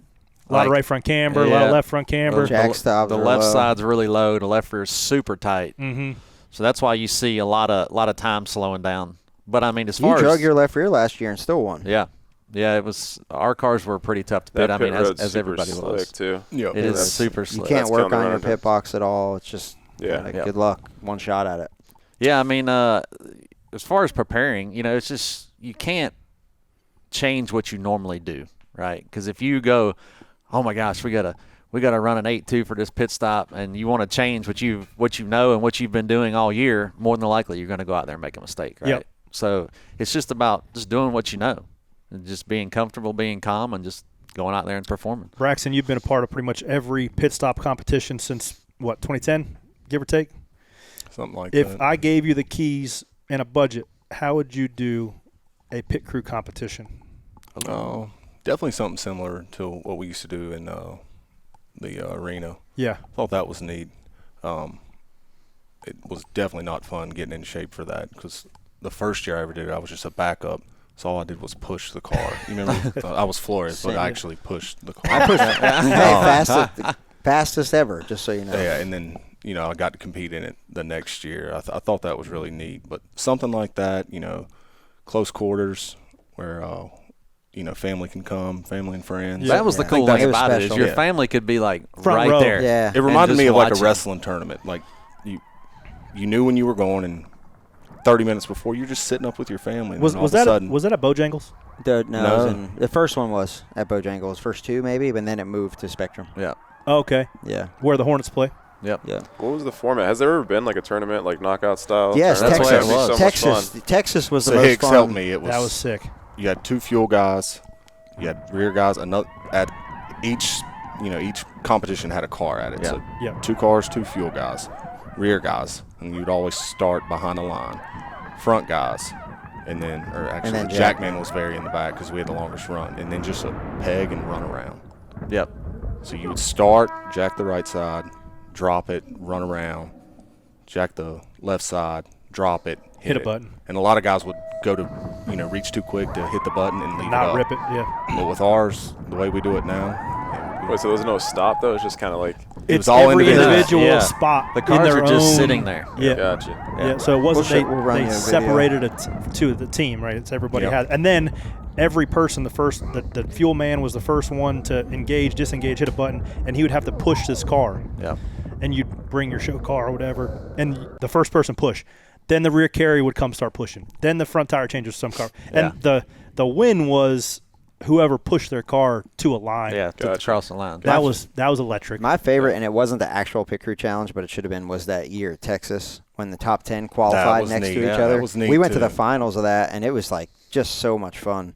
It was really lane dependent on where you picked. But I like, don't what know. they do it now. I think no pit road speed at Charlotte. No, that was was I've but seen it sucked videos of for that. us. It's horrifying. It sucked I'm for glad I us wasn't because part it was. Yeah, you got to wait till half the of car's them out. blow through the box. We never got to do a pit stop. Yeah. It was kind of bull for us because you had to wait till the car stopped. Then we started jacking the left side up first. Oh, yeah. Then we did a deal where we passed the jack over the roof. It was never a full-blown pit stop, so it was cool for you guys. Let's make it more about the driver. It's already enough about you. Us, right? But this is the way that we're doing it now. I like a lot. I do like how they did it at Rockingham. I liked it better when it wasn't part of qualifying because you could put your own pit stop. You can put your own setup in Correct. there. And then you knew what was it was your best against their best because now if you have something rough that happens, you can blame it on the setup. You can blame it on other stuff. Like I like to take all the factors out and just let's see where it goes. But we're going to break Are this we sure more. we can't set it up this weekend? Yeah. 100%. Because they got to run a lap. They have to qualify. It's They part gotta of run a qualifying. lap. So you can run it. You can set it up however you want. I know. Just might not be good. Well, you can open shocks up. You can maybe let it droop a touch more than what you might. I don't know. You got to run a lap. So Yeah, it's It's whatever. still got to be It'll competitive. You gotta- yeah. Oh, yeah, you do have We're to run a gonna lap. we're gonna a touch hot on lap. this. We're gonna touch on this more in spare change. Before we get too deep, I wanted to ask you guys collectively or whatnot. What do you wish? I think that there's been more just coverage on pit crew guys in general and what's going on pit road. I think that we are just at the tip of the iceberg. We don't dive into it enough, but we're getting there. What do you wish the fans understood more about the job? Braxton, I'll start with you. Oh, man. If they could just get an idea of the attention to detail that we have to, live by. From just, say, a jackman's perspective, the way we can peg a car, on a negative or – it would look the exact same, but maybe a half a second slower, and your average fan's not even going to notice that. Explain, because there's I would say 95% of the fans don't even know what pegging the car. So pegging the car, when the car comes in, so much of it is on the driver to give us a good look, get down for us, and to get a good angle on it. But then when I'm pegging the car is when you put the jack up under the jack stop and peg it, and we try to peg it before it stops moving. And it's very difficult. And it can bite you doing it, but to do the fastest pit stop, the quicker we can get that right side up in the air, helps the changer, helps our carrier set the tire. The stop's already starting. Mm-hmm. Yes. That's free time. It's free time, and just if they could watch, when end of the race and you've got the top three coming down, I think some of them could get if they knew more, they'd be able to pick up off. Oh, okay, they just dusted them off the right side. How many? Yeah. If you do 100 stops, how many of those 100 are you pegging it negative? Oh, in a race. I normally in the last stop of the race, I turn it up. I turn it up a notch. I go a little shark mode. A little more aggressive. So on those, I would like to see the percentage of those on the money stops that I do have a negative. But out of 100, if I'm being... Just guess. I'm not going to go back and look. 20. All right. That's pretty good percentage. 20% is pretty good. What do you think, though, that's also talking about jacking it negative, fueling it negative is a big talking point at a speedway. Yeah. How often is it that the same percentage of when the fuel guy can... Well, see, it's hard for them because last stop of the race for us is the money stop. Well, they're the whole day at Talladega, the whole day at Daytona. Every plug is their money stop. Yeah. Even this weekend with the way the cautions fell. Yes. Yeah, we were transitioning important. cans. Yeah. I would have to go look at some numbers on my gas man. Y'all just, seen the him. He's a big fella. The driver plays so much into that too, right? Like if he stutter stops you, I mean that's stops long, short. It's so much in the driver's hands too. It's a lot like going back to a kicker, right? Getting a bad place hold and missing it, and they just blame you. Yeah. They don't blame the guy holding the ball. Yeah. That's what Joel. I'd say more, 30 or 40. Let's go. You got him thinking now. Yeah. You got him thinking. All right. Like that. Joel, I'll circle back around. I'll be 60. What's one thing that you wish fans understood more? Because you're fairly new to the sport, right? Yeah. So you've had to drink out of a fire hose here the last couple of years, so you'd have a good perspective on this. I'd say adjusting to the car. Like there's so many times like you can't. The pit stop is like on the brink of destruction, and we're able to hold on and pull off a money stop. And everyone's like, "Oh, that was great, you passed it." Like, you don't understand how close that was to disaster. Right. And the stuff you see in that 8 seconds, the things that pop up in your brain. Like for us, we're like, "Oh boys, we just barely hung on." And it's like everyone's barely like, had the jack in my hand. Yeah, it's like you hear all the time. Like as long as you score a touchdown, nobody knows we ran the wrong route or did anything wrong. It's like that's right. Solid play. A good one, Joel. But definitely that. I mean, we could see it like that. You're like, "Oh, our car stopped short. He was at an angle. Tires about to fall over." You know, there could be a nut that's coming out of a gun, and they hold it in there. You see a lot of amazing stuff that, I mean, it's impossible unless you got like drones right above us. There's no way you're catching that. Or like a live point of view cam. Yeah. They used to do that. Right? Hollywood. Shout out Hollywood. That's right. There you go. Mm-hmm. Yeah. Hicksy, what's one thing being around the sport for a long time that you see? I didn't realize your dad was a tire changer, man. That is crazy. Well, he changed tires 12 or 13 years, something like that. Well, you got him beat. Yeah. But I think it would be cool for the fans to see almost like a metric sheet of like a 8.5 versus a 9.0 and just see like how, like, oh my gosh, like if he's just 2/10 later to the car, that's automatically an 8.8. Yeah. To kind of put it in perspective of like what time frame we're dealing with, right?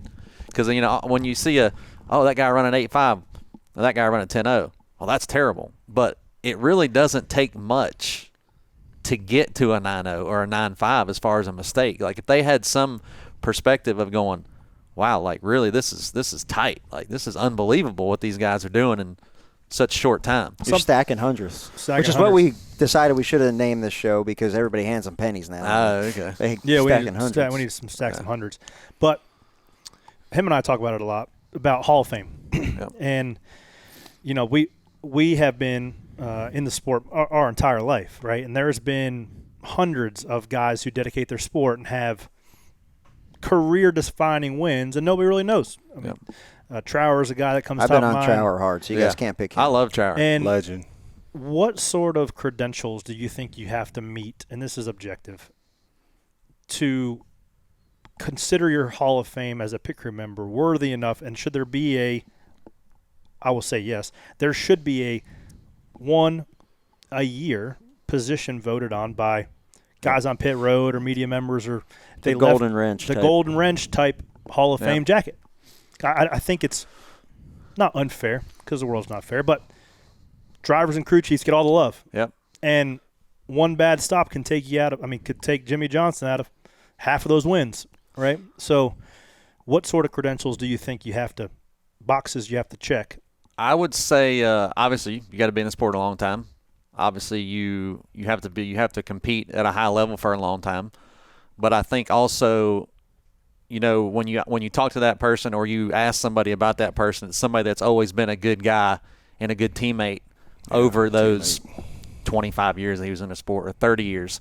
Not a guy that you go to and, oh yeah, he's won 100 races, but he's a piece of shit. Yeah. You know what I mean? But I think that's the key. What about you have to have a championship or no?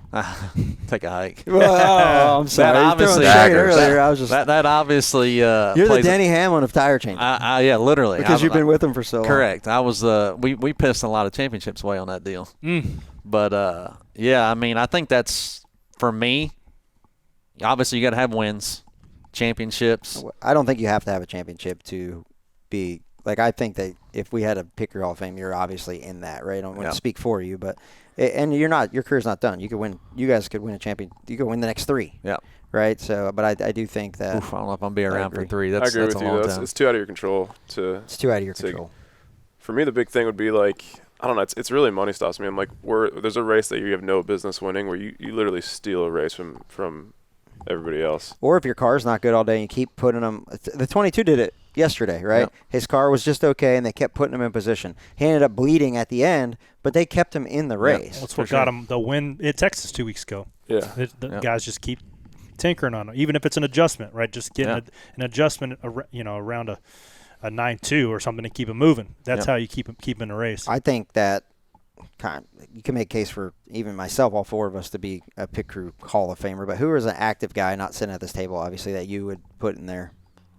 Ooh, somebody go first. I got to think about this. Brax, who's somebody? Dylan Dow. Dylan Dow. I love that. I like Dylan Dow. What you asked, I think. What's he called? Hicks What car is he on? on? It's on the 11. Dylan Dow's on the 11 carrier on the 11. He won a championship on the 22. Okay. Yep. Hicks was spot on with the teammate.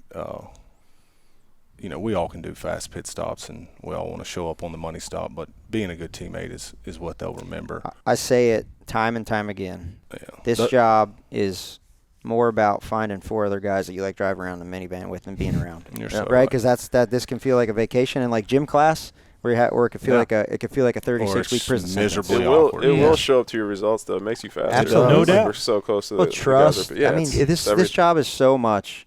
And trust me, I just switched teams about trust. And not just the guys you're over the wall with, the guys pulling your hose, the guys rolling tires in. The 11's a perfect example, right? They had their front changer go out, and Austin he fit in perfect with those guys. Yeah. And they have So been. fortunate. I mean, that's just one guy coming in and where everything gelled, and they're all great guys, and they made it work, and look what they're doing at a high level, right? Yeah, Austin's the man. He's bought in so much. So proud of him. One guy that I would put probably in the Hall of Fame is Jake Seminary. I talk about Jake quite a bit, right? Yeah, that's what I was going to say. I think Jake's won championships with Kyle Busch. He's won a ton of races, and now he's won 2 championships with Joey Logano. And also, not to harp, but on that team, a guy that also often gets overlooked is Nick Hensley as well. Yep. Nick and Gas Jake, man. Ben Brown.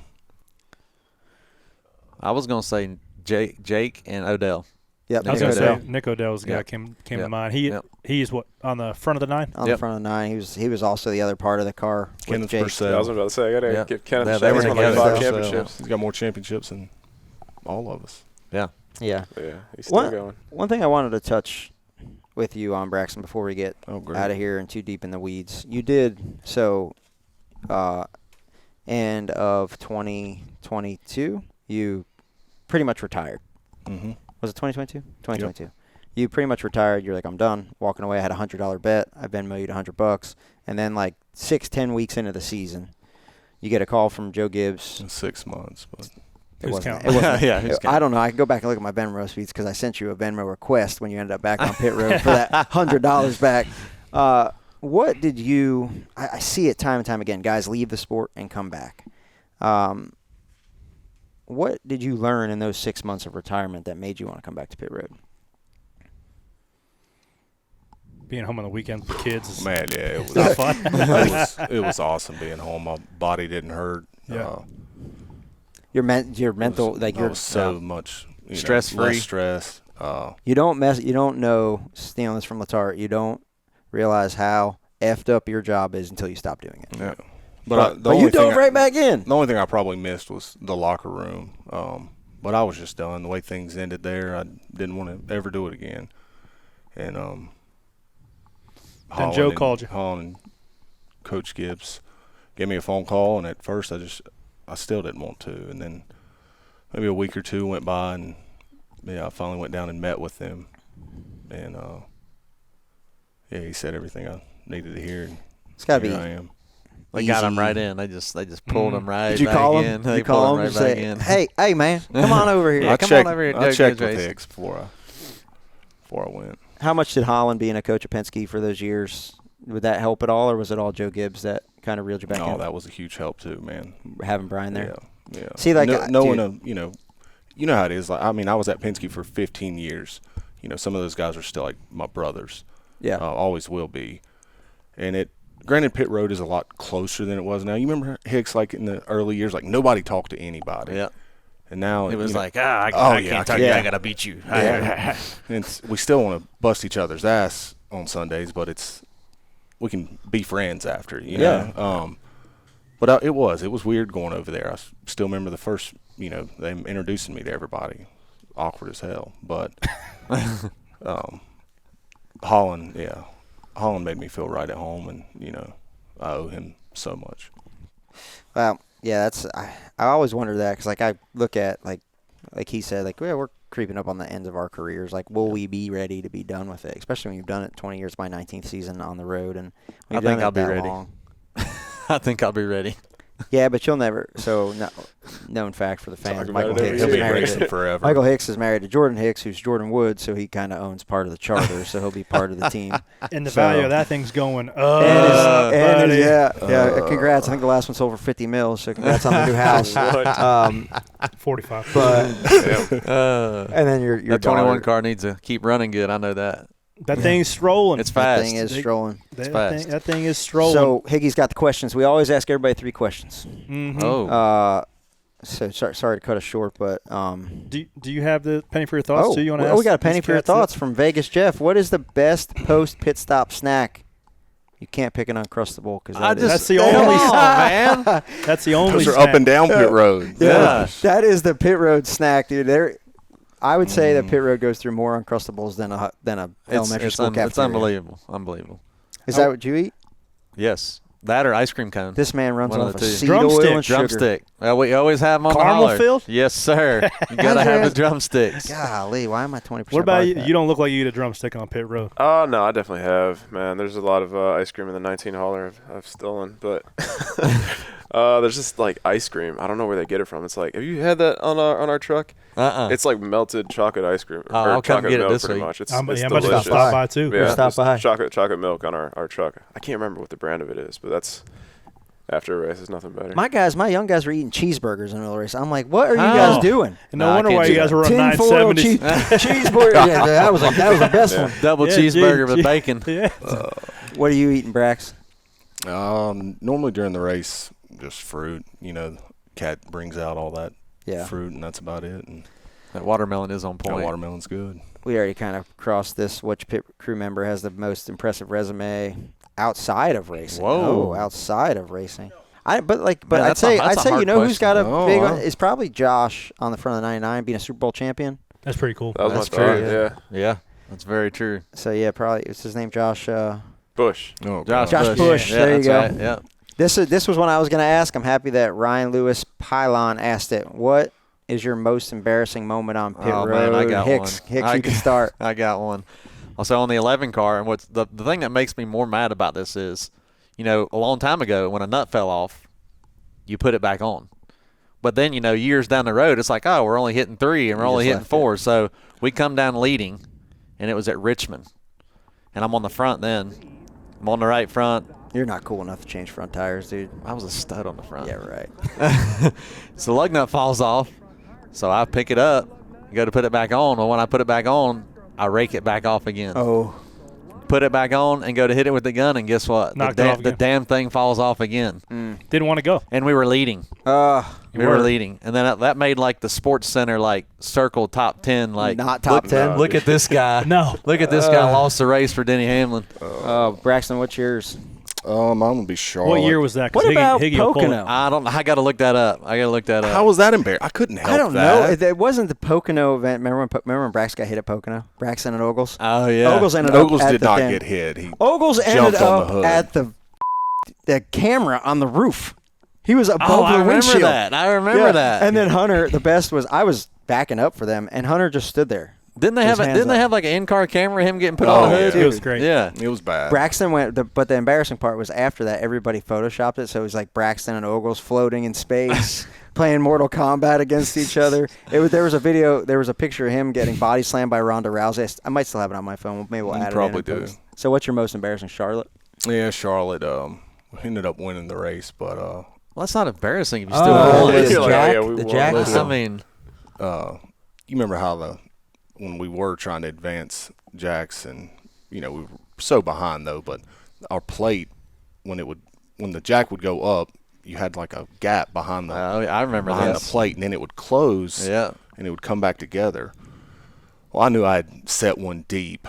I'm like, oh, let's go ahead and jack it. And he means deep by like all the way up against the car. Yeah. Yeah. Like you want to be right. Context is key. Yes. Yeah, you want to be right in the center of the jack plate.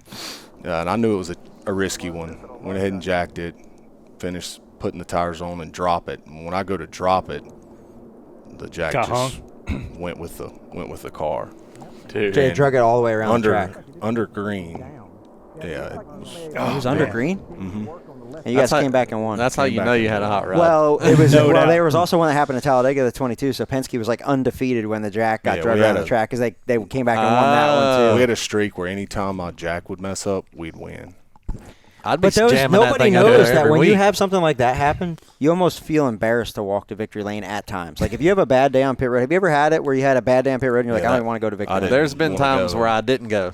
Really? I wasn't going. went to a victory lane before because I was like, I don't feel like I deserve to go to victory lane. Like watching the other side of the fence. Yes. Like, what's up, Yes. guy? Spoken from someone that's won a lot. What's Like, I don't yours? even go to victory. Yeah. If What's your, you felt most- like I did, you would. You got any embarrassing moments yet? Yeah. I mean, my first year, I was just a baby jack man, but we were doing some truck racing. I don't know what happened on the left side. I think that the jack ended up, the seal broke and it bled down. But anyway, car took off with the wheel, like not a single lug nut on there. And I just remember looking, the truck's leaving, and I just see the tire like rip out of the back fend or the back bumper, and I was like, oh my god. It was just chaos the everywhere. truck crew chiefs seem to yell. Oh yeah, more that's the than thing. They do. I like have got the lower ripped. series you get. I've What got the ripped. hell I was just remember that? the tire Grabbed just by the breaking helmet. through. I was like, oh dude, this Mine is was a mess. 2021, was it? 2-car final? Was it 2020 or 2021? The finale when we went to Phoenix and we should have won the championship, and we just had an awful day on pit road. You remember, you were in the Final Four as well. 22 and the 2-car, the 9-car ended up winning. But we were leading, and yeah, it was 2020. You were in the I was Final on the Four. 22. With the 22, I was on the 2-car. See, look, you've been in the Final Four so many times you don't remember. That's not true. I don't. You had a much better day than we did, but that was the Make most sure you're right embarrassing. about that one, Flores. That was the most embarrassing day. So 3 questions. If you had to pit at any racetrack in any era of pit stops, what are you picking? Hicks, we'll go with you first. Any race. Your favorite racetrack, any era of pit stops. I would say Phoenix because I love Scottsdale. It ain't really got much to do with the This track. guy's worried about nightlights. But I love going to Scottsdale. I got a good barber out there. He cut my hair and lined me up nice. I would say Phoenix, obviously, where it's the championship race. What genre of pit stops? Like This one lug. right now. One lug. Yep. Okay. What about you, Joel? Definitely this era. I don't really care the track. Any track where we're involved. And I really love stealing races. What's your favorite track to pit at then? Bristol's sweet. Bristol, when we had a lot of tire fall off, we just ended up doing like 10 stops. It's so the loud, Bristol though. night race. My ears ring for You're like a- 3 but days. that's Stop so aging cool, man. yourself, You feel like homie. you're in a. Oh my gosh. Just it's Oh, sick. yeah. It's so sick. It's the Coliseum. Brax. Yeah, this gonna say era for Talladega. sure. Yeah, no. Single lug nut. I am jealous of the guys that got to, just pit in blue jeans and a t-shirt. I Back would then? still want the helmet. that would be epic. So you'd I want want- that fire safety seat's coming back. regulation Who's on a got new those? car. I want a helmet because I learned in Pocono we need them. Yep. But yeah, I would wear a t-shirt and Dude, gym I shorts loved. if we could. That would be awesome. I might It be would. on the wrong side of this, but I loved the Winston era when we had just pulling tires, a gas man. Dude, why did I pulling not do that for tires. the All-Star pit stop? Jeans and T-shirts and a helmet. Yeah, That would be I awesome. don't think something. insurance would like Fire. that. I don't think they don't put gas in it. And We were going to ask you, Dude. Cats, who you think you can't pick your own team. Who is going to be strong for the pit crew competition? But I don't want to put you guys in that we're gonna position. do that next because we're gonna have them on this later this week on Thursday for Are we spare changing? spare change. So stick around. That's it. We can land this bird and head on to spare Let's change. land this bird. Had a blast breaking down all things pit crew. It's Stacking Pennies, guys. A little bit unique show, but you know where to find us. Hey, Where- real quick. what? Where can we find you guys on social media if There you fans go. want to follow along? Hicks, Instagram. I'm on Instagram. Michael Hicks 3737. Joel. Yep, just same thing. Instagram, Joel Bouagnon, 28, I think. Good luck Braxton. trying to spell Braxton's that in the not search about that bar. life. Braxton, where can they find more about you? You can find Mooresville it at, Paper. MooresvilleHighSchool.com. Mooresville The Paper. Mooresville Tribune sports section. BraxB2 on Instagram. He don't put a damn thing up, but if you want to see, put a face with a name. There it Put my is. family up. Yeah. Well, if you want to put faces with names, you're watching on YouTube right now to check these fellas out or listen on SiriusXM Channel 90. Tune in next week. Thanks, guys. Appreciate Have a great it. day. Thank you. Goodbye.